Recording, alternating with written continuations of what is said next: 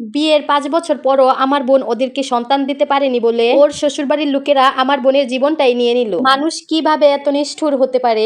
আমরা ছিলাম 2 বোন 1 ভাই। আপু ছিল সবার বড়। আমার বাবা ছোটখাটো একটা ব্যবসা করতেন। আপু যখন ক্লাস 10 এ পড়তো তখন আপুর বিয়ে হয়ে যায়। বিয়ের কয়েক মাস পর আপু খুব ভালোই ছিল। তারপর থেকে শুরু হয় আপুর উপর শারীরিক ও মানসিক নির্যাতন। প্রতিনিয়তই তারা চাপ দিত যে কবে মা হবে। প্রথমে শুধুমাত্র শাশুড়ি বলতো, পরে ননদ, যা এবং কি পাড়ার লোকজন যেন খোঁটা দেওয়া শুরু করলো। আর 5 জন লোক যেমন বিয়ের পর নতুন বউ হিসাবে আদর পায়, আর অন্যদিকে আমার বোন ছিল যেন তাদের কাছে একটা বোঝা। কিছুদিন পর আপুর দেবর বিয়ে করে। বেশ কিছুদিন যাওয়ার পর যখন তারা শুনতে পায় যে আমার দেবরের বউ মা হতে যাচ্ছে, তখন তো আমার আপুর উপর আরো মানসিক নির্যাতন শুরু হয়ে যায়। আপু বাধ্য হয়ে ডক্টর দেখালো। এইদিকে ডক্টরের সব রিপোর্ট ঠিক ছিল। ডক্টর বলেছিল যে আপনাদের কোনো সমস্যা নেই, সময় মতো সন্তান হয়ে যাবে ইনশাআল্লাহ, আপনারা চিন্তা করবেন না।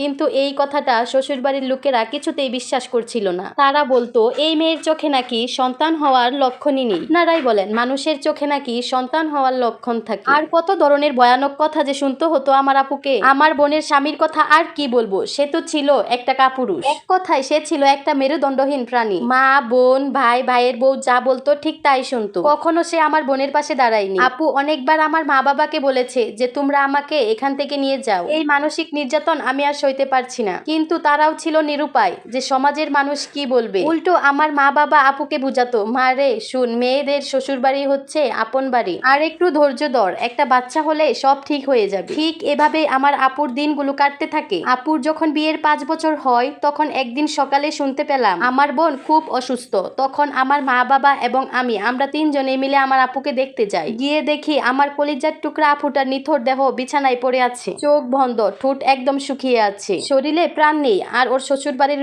লোকেরা বলে যে ও নাকি স্ট্রোক করে মারা গিয়েছে। কিন্তু আমার বোনের মুখে গলায় কিছু অস্বাভাবিক দাগ দেখতে পাই। তারপর পুলিশকে খবর দেওয়া হয়, তারা কিছুতেই স্বীকার করতেছিল না আমার বোনের সাথে কি করেছে। কিছুদিন পর ময়না তদন্তের রিপোর্ট আসার পর আমরা জানতে পারি যে আপুর মৃত্যু স্ট্রোকের কারণে হয়নি, শ্বাসরোধ করে মেরে ফেলা হয়েছিল আমার আপুকে। তারপর আমার মা বাবা আমার বোনের স্বামী এবং তার শ্বশুরবাড়ির লোকেদের সবার নামে মামলা করে। তারপর এক পর্যায়ে তারা সবকিছু স্বীকার করে যে তারাই মেরেছে আমার আপুকে। কতটা যন্ত্রণা দিয়ে ওরা আমার আপুকে মেরেছে ওই অমানুষগুলো। আমার মা বাবা যদি সমাজের কথা না ভেবে আমার বোনের কথা একবারের জন্য অন্তত ভাবতো, তাহলে আমার বোনটাকে হয়তো অকালে এভাবে মরতে হতো না। আপনাদের কাছে আমার একটি প্রশ্ন, একটা মেয়ের জীবনে তার সন্তানই কি সব? সন্তান ছাড়া একটা মেয়ের বেঁচে থাকার কি কোনো অধিকার নাই? আমার বোনের কি অপরাধ ছিল যে তাদেরকে একটি সন্তান দিতে পারেনি? এটাই কি ছিল তার অপরাধ? শুধুমাত্র এজন্যই কি তার জীবনটা কেড়ে নিতে হলো?